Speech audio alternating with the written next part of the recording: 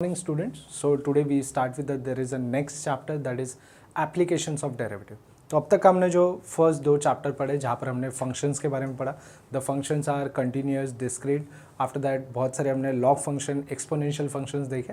उसके बाद हमने डेरिवेटिव्स में बहुत सारे फॉर्मूलेज पढ़े और रूल्स और एप्लीकेशंस पढ़े. अभी उसी को हमें नेक्स्ट चैप्टर में अप्लाई करना है, that is applications of derivative. तो यहाँ पर basically there are three types of functions are given in the exam. तो first one is that is called as cost function. Second one that is called as demand function.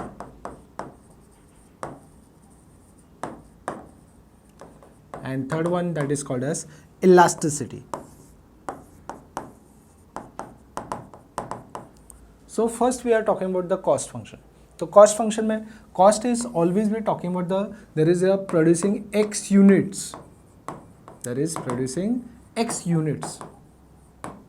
So cost is talking about there is a x units of the product. So right now in this first what kind of question they basically going to ask here. So they always give the cost function जिसे हम total cost function बोलते हैं. क्या बोलते हैं उसे? Total cost function. और उसी से हमें we have to calculate the average cost. Average cost is basically there is a cost divided by there is a cost of producing, there is a x unit. So we have to divide the cost function divided by there is a x units of goods. And after that we have to calculate the marginal cost. तो marginal cost क्या होता है? We have to take the derivative of cost function with respect to there is a x units. Okay. So हमें always in the example they always given the total cost function. After that we have to calculate the average cost, and after that we have to calculate the marginal cost. They can tell you about the producing the x units will be given, that is x is equal to 4, 5 or 6. This kind of they will give the unit also at the same time. So right now we can start with the how the question should be look like. So first of all यहाँ पर आपको cost functions है, आप average cost और marginal cost कैसे calculate करता है ये आप सीखने जा रहे हैं. So there always the question should be given in the form of the cost of producing there is a x items. So that is given by there is a cost function x square plus 10x plus 25, and find the average cost and the marginal cost. So what is the marginal cost when x is equal to 10, and find x for which the marginal cost is equal to average cost. Okay. So first of all what going to tell you here. So first always there is a solution should be look like the total cost function should be written as x square plus 10x plus 25. From there we have to calculate there is a average cost. Average cost should be cost divided by x. So x should be x square plus 10x plus 25 divided by x. तो ये इसी का यही मतलब होता है कि हम क्या कर रहे हैं, हर एक यूनिट्स को डिवाइड बाय x कर रहे हैं. यहाँ तक का समझ में आ रहा है? It get cancel it. तो but obvious this become x plus 10 plus 25 upon x. Okay, yes और नो. तो हमने एवरेज कॉस्ट निकाला. अभी हमने क्या सीखा, मार्जिनल कॉस्ट निकालना है. तो कैसे क्या करते हैं बेसिकली मार्जिनल कॉस्ट में हम क्या करते हैं, we have to take the derivative of c with respect to x. So with respect to c. So first of all हमने जैसे नॉर्मल डिफरेंशिएशन सीखा था जो पहले चैप्टर में, ठीक है, जहाँ पर हमने फंक्शंस के बारे में बात की. उसके बाद अलग अलग डेरिवेटिव्स के फॉर्मूलेस पढ़े, जहाँ पर हमने x रेज टू n का फॉर्मूला पढ़ा था, n x raise to n minus 1. The similar the x का डेरिवेटिव सिंपली दैट इज 1. तो ये ऐसे जो कुछ भी फॉर्मूलेस पढ़े थे वो यहाँ पर अप्लाई करना है. तो यहाँ पर अभी हम c का डेरिवेटिव ले रहे हैं विथ रिस्पेक्ट टू x के साथ. तो right now x square is look like x raise to n. तो it should be derivative should be 2 into x raise to 2 minus 1. After that plus 10 into x. तो x का derivative क्या होता है 1. तो 10 इंटू 1. और उसके बाद हमने कांस्टेंट का डेरिवेटिव क्या सीखा था, इट ऑलवेज बी 0. तो this function should be look like 2x plus 10. Yes, ये समझ में आ रहा है. उसके बाद क्वेश्चन में कुछ तो बोला गया है कि क्वेश्चन में बोला गया है कि what is the marginal cost when x is equal to 10. So इसका ये मतलब होता है जब आपका x अगर 10 हो, तो x 10 हो मतलब हमने जो डेरिवेटिव लिया in that if I takes x is equal to 10, तो the function should be look like 2 into 10 plus 10. It become 20 plus 10, it become how much? The value should be go up till 30. Yes or no? Yes, समझ में आ रहा है सभी को? हमने क्या सीखा? यहाँ पर क्या बोला गया है कि what is the marginal cost when x is basically the value should be given here, that is become 10. 2 into 10 plus 10, that is become 30. After that, in the question, what they have given here, find x for which marginal cost is equal to average cost. क्या बोला है? Find x for which marginal cost is equal to average cost. तो right now आपके सामने average cost is also given, marginal cost is also given. When find x for which the value should be average cost is equal to marginal cost. ये दिख रहा है सभी को? Yes or no? Is get everyone clear? So right now we have to find the value of x for which average cost is equal to marginal cost. So for this we can solve this question for the value of x. So question में जो given है वो देखें सभी लोग कि find x for which marginal cost is equal to average cost. तो marginal cost का वैल्यू क्या है? Here marginal cost is equal to average cost. तो marginal cost is what is given here, that is 2x plus 10 and average cost is given that is x plus 10 plus 25 upon x. यही आपको बोला गया कि marginal cost is equal to average cost ले. अभी देखते हैं अभी next what is the observation here. अगर ये 10 उस तरफ जाता है तो इट बिकम सब्ट्रैक्टेड. यस और नो? तो ये बेसिकली कैसे दिखेगा, ये आपको सिंपल टर्म्स में देखे तो जिससे ये 10 कैंसिल हो सकता है. यस और नो? उसके बाद नेक्स्ट स्टेप में देखिए x plus 25/x बचेगा. क्या तक तो क्लियर है सभी को? यस. उसके बाद हम इसमें और एक क्या सॉर्टिंग कर सकते हैं, ये देखिए ये become this is become x into x, that is x square. Yes और नो? क्या तक ठीक है? हमने क्या किया, क्रॉस मल्टीप्लाइड. उसके बाद देखिए ये x यहाँ पर जा सकता है, तो ये यहाँ पर जाने के बाद क्या दिखेगा, ये x इंटू एक्स क्या हो जाएगा, 2x square is equal to x square plus 25. यहाँ तक ठीक है? 2x square minus x square is equal to 25. उसके बाद 2x स्क्वायर में से x स्क्वायर गया, तो यहाँ पर आपको x का वैल्यू क्या मिल सकता है, it become plus and minus 5. Yes और नो? ये समझ में आ रहा है सभी को? हमने क्या सीखा यहाँ पर, हमें क्या बोला गया है क्वेश्चन में, find x for which marginal cost is equal to average cost. So हमने क्या किया, देखो कॉस्ट से एवरेज कॉस्ट निकाला, उसके बाद मार्जिनल कॉस्ट निकाला. मार्जिनल कॉस्ट में उन्होंने x is equal to 10 put करने बोला. उसके बाद उन्होंने बोला जो भी आपको मार्जिनल कॉस्ट और एवरेज कॉस्ट क्या है उसे इक्वल माने, जिससे आपको x वैल्यू कैलकुलेट हो. यस, यहाँ तक का क्लियर है सभी को? यस और no everyone? Is get clear? So there is a next question. Next question में भी आपको बोला गया है the total cost function is given, find the average cost, the marginal cost and the marginal average cost when x is equal to 10. सो यहाँ पर शुरुआत क्या होगी. सो फर्स्ट हमारा काम है टोटल कॉस्ट लिखा है. टोटल कॉस्ट का वैल्यू क्या है, that is 2x square plus 4x plus 10 plus 25. क्या दिया हुआ है, 2x square plus 4x plus 25.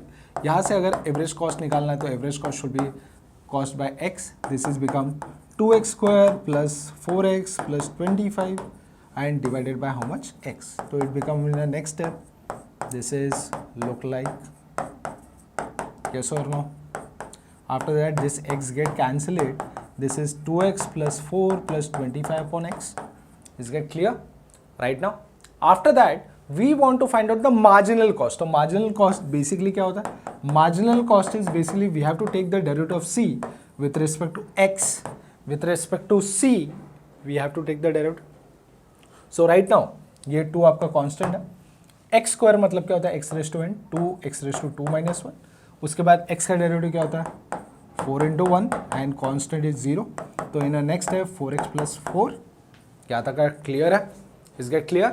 And marginal cost, find average cost, the marginal cost and the marginal average cost. तो अभी राइट नाउ आप लोगों ने मार्जिनल कॉस्ट निकाला और अभी उन्होंने बोला है find out the marginal average cost. मतलब हमें क्या करना है पता है, एवरेज कॉस्ट जो लिया हुआ है उसका again there is a we have to take derivative of marginal average cost. मतलब हमें डेरिवेटिव ऑफ एवरेज कॉस्ट लेना है विथ रिस्पेक्ट टू एक्स के साथ. सो राइट नाउ क्या हो सकता है, देखिए इसका अगर डेरिवेटिव मारे तो 2 × 1 होता है, कांस्टेंट का डेरिवेटिव 0 होता है, ये देखिए इसका पावर 1 होता है, ये अगर न्यूमरेटर में आता है तो इट बिकम x⁻⁻1, तो x⁻⁻1 का डेरिवेटिव क्या होगा, -1 x⁻⁻1 is get clear. Next step it become ये ऐसा दिखेगा, यहाँ तक का ठीक है, वाई बिकॉज ये तो चला गया, ये this is -25 minus minus become ये डिनोमिनेटर में आता है तो प्लस हो जाता है, यहाँ तक का ठीक है, यस एवरीवन। और अभी उन्होंने एक वैल्यू देखे रखा है व्हेन x = 10, तो ये आपके ऊपर है, ये आप वैल्यू सभी जगह पे पुटअप कर सकते हो। जैसे कि अगर मैं एवरेज कॉस्ट की बात करता हूँ, एवरेज कॉस्ट का आंसर क्या है, average cost is basically 2x + 4 + 25/x। तो यहाँ पर अगर एवरेज कॉस्ट में अगर मैं x का वैल्यू 10 अगर पुट करूँ तो ये कैसे दिखेगा, 2 × 10 + 4 25/10। तो ये नेक्स्ट स्टेप में क्या होगा, 20 + 4 + 2.5, तो ये क्या हो जाएगा, यस। मार्जिनल कॉस्ट की अगर बात करें, मार्जिनल कॉस्ट का फॉर्मूला क्या है, आंसर क्या मिला हमें, 4x + 4। तो मार्जिनल कॉस्ट में भी अगर if I put x = 10, this is 4 × 10 + 4, this is become 44, 40 plus, yes. और नेक्स्ट जो हमने सॉल्व किया that is become marginal average cost, that is x = 10, तो दैट इज हियर 2 - 25/x²। तो इन नेक्स्ट स्टेप 2 - 25/10 का स्क्वायर कितना होता है, 100। तो ये नेक्स्ट स्टेप में वो हो जाएगा 25/100, दिस इज बिकम 2 - 1/4। इसे नेक्स्ट स्टेप में करें तो 8 - 1/4, दिस इज 7/4, यस और no, this become cross multiplied here, yes, is get clear. तो हमने क्या सीखा यहाँ पर, क्वेश्चन में क्या सीखने मिला, हमें कॉस्ट दिया गया था, उससे हमने एवरेज कॉस्ट निकाला। मार्जिनल एवरेज कॉस्ट क्या होता है, एवरेज कॉस्ट का क्या होता है, डेरिवेटिव। और मार्जिनल एवरेज कॉस्ट क्या होता है, एवरेज कॉस्ट जो निकाला है उसका अगेन डिफरेंशिएशन। तो हमने इसका डिफरेंशिएशन लिया जिससे हमें मार्जिनल। उसके बाद उन्होंने क्वेश्चन में x = 10 पुट करने को बोला है, सब जगह पे एवरेज कॉस्ट में, मार्जिनल कॉस्ट में और मार्जिनल एवरेज कॉस्ट में। Is get clear everyone. So right now there is a next kind of question given here. So right now here there is they are talking about the revenue. So there is, we have to calculate the total revenue, average revenue, marginal revenue and demand function is given. So D is basically demand for the function. तो right now यहाँ पर D आपका जो role play कर रहा है वो demand का रोल प्ले कर रहा है। तो यहाँ पर आपको रेवेन्यू निकालना है, तो रेवेन्यू ऑलवेज भी प्राइस इंटू डिमांड। तो रेवेन्यू कहाँ से कैलकुलेट होता है, ऑलवेज भी प्राइस इंटू डिमांड। तो यहाँ पर आपको एक डिमांड फंक्शन गिवन है, उससे आपको रेवेन्यू जनरेट करना है, उसके बाद उससे एवरेज रेवेन्यू जनरेट करना है जो कि क्या होता है, रेवेन्यू डिवाइड बाय डिमांड। और मार्जिनल रेवेन्यू क्या होता है, we have to take the derivative of R with respect to D. Okay, तो this is the basic funda of revenue. So revenue कैसे मिलता है, price into demand, average revenue should be R by D, marginal revenue should be, ठीक है। तो marginal revenue क्या होता है, that is D R by D. तो राइट नाउ आपके पास क्वेश्चन के हिसाब से price function is given 30 + 6d minus D square into D. तो आर क्या हो जाएगा, 30d + 6d square minus D cube, यहाँ तक का ठीक है। This is called as are.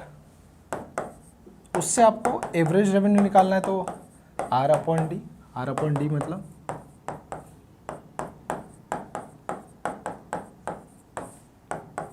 तो नेक्स्ट स्टेप में क्या हो सकता है,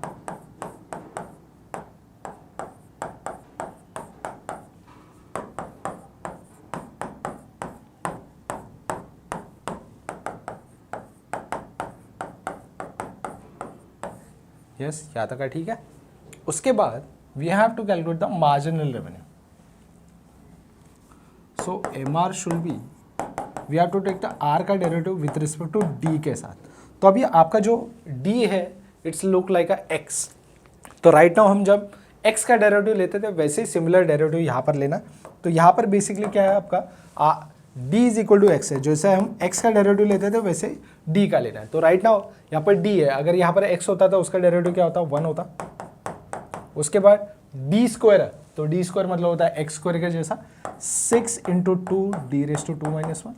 उसके बाद D cube is 3 into D raise to 3 minus 1, तो this is become 30, this is 12d 3d square. यहाँ तक क्लियर है? Is get clear everyone? और उसके बाद क्वेश्चन में already there is something is given, that is demand function is 4 at okay every value of R. ठीक है, सो right now अगर हम क्वेश्चन में अगर बात करें ए आर की एवरेज रेवेन्यू की, जहाँ पर हमको डी का वैल्यू 4 पुट अप करना है, तो ए आर का वैल्यू क्या आ रहा है 30 प्लस 6 इंटू 4 माइनस 4 स्क्वायर, तो राइट नाउ 30 प्लस 24 माइनस 16, तो दिस इज बिकम 54 माइनस 16, तो 54 माइनस 16 बिकम 14 में से अगर 6 जाता है तो this is become 8, this is become 4 minus 1 that is become 38। उसके बाद यही वैल्यू अगर आप एम आर में पुटअप करते हो, तो एम आर में पुटअप करोगे तो कैसे दिखेगा?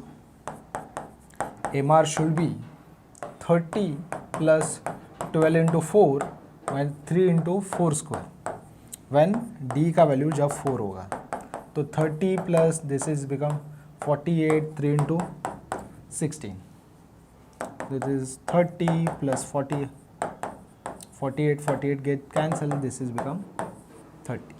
Yes or no? Is get clear? Yes. So हमने क्या सीखा? How to calculate the revenue, price into demand. After that there is the revenue should be R by D, MR should be DR by D. So these are the values should be calculated by R, AR and MR. Is get clear? Yes or no? Yes everyone? और उसके बाद आपको जैसे जैसे put up करने बोला रहेगा वैसे निकालना। अभी यहाँ पर आपको total revenue is given where D is a demand and final the demand function. तो डिमांड फंक्शन जो होता है वो ऑलवेज कैसे होता है? डिमांड फंक्शन ऑलवेज भी डिमांड फंक्शन आपको दिया होता है R is 10d minus D का स्क्वायर। और अगर मुझे डिमांड फंक्शन निकालना है, डिमांड मतलब क्या होता है? ए आर बेसिकली जो होता है रेवेन्यू जो होता है एवरेज रेवेन्यू, वो आर अपॉन डी से बनता है, जिससे आपको क्या मिलता है 10d minus D square upon D, this is become 10d upon D, D get cancelled and this is D square upon D is also cancelled, तो this is 10 minus D, this is called as demand function. तो this is called as demand function, जहाँ पर सिर्फ demand function given. और find A R and M R, हाँ find A R when M R is equal to 0। So this is also question, also find the A R. तो A are का value अगर आपको निकालना है, तो अभी ए आर तो आपने निकाला 10 माइनस डी, और उसमें अगर एम आर का वैल्यू अगर हम 0 पकड़ते हैं, एम आर मतलब क्या होता है? We have to take the differentiation part, M R should be differentiated that is D R upon D. तो हमने आर का derivative with respect to 10 minus 2d minus 1, this is 10 minus 2d। उसका ही मतलब क्या होता है? एम आर का value अगर हम 0 पकड़ते हैं, 0 का मतलब होता है 10 minus 2d is equal to 0, this is 10 is equal to 2d, तो 10 by 2 is become d is become 5. Yes or no? Is get clear? Is get clear everyone? d का वैल्यू आपको मिल रहा है 5. Yes or no? Is get clear? समझ में आया ये how to calculate the demand function and after that MR function. Is get clear? Yes everyone? So in the next step, what is there is demand function and we have to find out there's a main part here that is elasticity. तो elasticity ये जो function होता है ये काय से बनता है? elasticity मतलब that is called as eta, that is become minus p upon d into dd by dp। मतलब हमें क्या करना है? d का डेरिवेटिव लेना है विथ रिस्पेक्ट टू p के साथ। ओके तो आपको डिमांड फंक्शन आपको गिवन है, उसका डेरिवेटिव आपको लेना है p के साथ। सो राइट नाउ यहाँ पर यही क्वेश्चन अप्लाई होता है कि आपको डिमांड फंक्शन दिया हुआ है p+3 अपॉन p-1। अभी ये देखिए ये फंक्शन जो दिया हुआ है u बाई वी के फॉर्म में दिया हुआ है, तो u बाई वी में हमने क्या डिफरेंशिएशन पढ़ा था, डिनोमिनेटर में लेके जाए v को, we have to take the derivative of u minus u को रखा, we have to take the derivative of v and divide by v square. Is get clear? तो same way we have to applied here with respect to p। So क्या application होगा, तो देखिए we have to take derivative of d with respect to p के साथ, तो क्या होगा, डिनोमिनेटर ऊपर गया p माइनस वन, हमने न्यूमरेटर को डेरिवेटिव मारा तो p का डेरिवेटिव 1 होता है, कांस्टेंट का 1 0 होता है, तो p का डेरिवेटिव 1 कांस्टेंट का 0 जो हमने नहीं लिखा, माइनस p प्लस 3 को लिखा, उसके बाद हमने डिनोमिनेटर का डेरिवेटिव मारा तो p का डेरिवेटिव 1 होता है और माइनस 1 का 0, यस, एंड डिनोमिनेटर का क्या होता है, इट बिकम स्क्वायर। उसके बाद इस ब्रैकेट्स को हमने ओपन कर दिया, तो ये ब्रैकेट आपको ऐसा दिखेगा। Is get clear? यस और no? This get cancel it, this is become minus minus become -4 upon p minus 1 the whole bracket square. Is get clear? So यहाँ से हमें क्या पता चला, we have to find out the derivative of d with respect to p के साथ। After that we have to put this value in terms of elasticity form, तो elasticity should be minus p upon d into dd by dp। So right now p is not given, पर demand function आपको दे के रखा हुआ है, क्या है डिमांड फंक्शन कितना है, p plus 3 upon p minus 1। उसके बाद हमने इसका डिफरेंशिएशन जो निकाला उसका वैल्यू क्या है, -4 upon p minus 1 the whole bracket square. अभी देखिए ये डिनोमिनेटर का डिनोमिनेटर है, ये क्या हो जाएगा, minus into minus become plus. Is get clear? उसके बाद उसके साथ क्या लगेगा, p माइनस 1, निचले वाले स्टेप में p प्लस 3 और यहाँ पर p माइनस 1 का bracket square, this get cancel it. Next step 4p upon p plus 3 and p minus 1। Is get clear? और इसी में आपको प्राइस का वैल्यू इज ऑल्सो गिवन, कितना दिया हुआ है, प्राइस वैल्यू इज 5। तो यहाँ पर हम क्या कर सकते हैं, नेक्स्ट स्टेप में इलास्टिसिटी में हम क्या कर सकते हैं, we have to take p का वैल्यू 5, तो यहाँ पर क्या होगा 4 इंटू 5 प्लस 3 5 माइनस 1, तो नेक्स्ट स्टेप में क्या होगा, this is become 20, this is become 8, this is become 4, this is 4 5 20, this is 5 upon 8। Yes और नो? Is get clear? हमने क्या सीखा, हमें जो फंक्शन गिवन है वो बेसिकली u अपॉन वी के फॉर्म में दिया हुआ, कैसे किस फॉर्म में देखे रखा है, u बाई वी के फॉर्म में, तो हमने u बाई वी के हिसाब से उसे डेरिवेटिव लिया, उसको हमने पुटअप किया और डिफरेंशिएशन कैलकुलेट करने के बाद जो भी उन्होंने प्राइस का वैल्यू गिवन था वो हमने पुटअप किया। Yes, is get clear? So there is a next question is also same way, demand function आपको गिवन है और वे demand function and price, find the elasticity. So हमारा बेसिक काम क्या है, ये देखिए हम क्या कर रहे हैं, जो भी डिमांड फंक्शन है वो basically 100 minus p square raise to half है इन शॉर्ट देखा जाए तो, और इसका अगर हम डेरिवेटिव ले p के साथ तो ये कैसे दिखेगा, ये देखिए हाफ तो आगे आ गया, this is 100 minus p square half minus 1, ये सही है। उसके बाद हमें p का डेरिवेटिव लेना है, ठीक है, ये बेसिकली p का डेरिवेटिव लेता है तो p का डेरिवेटिव आता है -2p, वाई बिकॉज ये p, यस और no, this is become minus p into 100 minus p square raise to minus half. Is get clear? This -2 क्या हो जाएगा, -2 और +2 कैंसल इट। ये नेक्स्ट स्टेप में आप ऐसा भी लिख सकते हो, ये पॉजिटिव में आ गया। Is get clear? यहाँ तक का ठीक है, ये समझ में आ रहा है। उसके बाद आप इलास्टिसिटी का फॉर्मूला जो अप्लाई करते हैं ये ऐसा होता है, this is become -p and this is become 100 minus p square raise to half, और ये डिफरेंशिएशन जो आपको मिला है वो क्या मिला है, जो कि ऐसा है,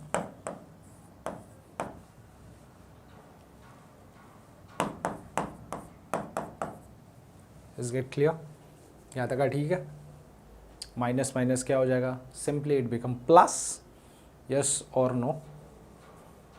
इज गेट क्लियर एवरीवन? उसके बाद ये minus minus raise to become एक बार आएगा, तो दिस इज बिकम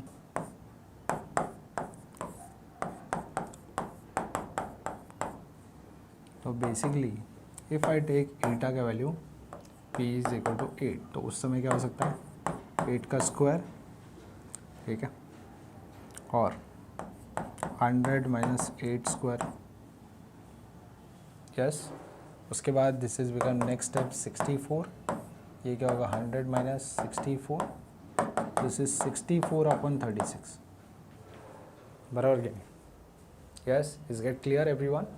सो हमने एप्लीकेशंस ऑफ डेरिवेटिव में यही सीखा कि हमें we have to calculate the demand function, उसके बाद हमने इलास्टिसिटी निकाला, हाँ, तो cost, average cost, marginal cost, revenue, average revenue, marginal revenue, and after that elasticity. These are the basic functions of economics part. Okay, this is basically closed here chapter of functions, applications of derivatives, maxima, minima और significance of the derivative. तो इन सब chapters में कुछ भी doubts है तो comments में भेजिए, आपको दोबारा आपको इसका इंटरप्रिटेशन दिया जाएगा। Thank you so much for the session.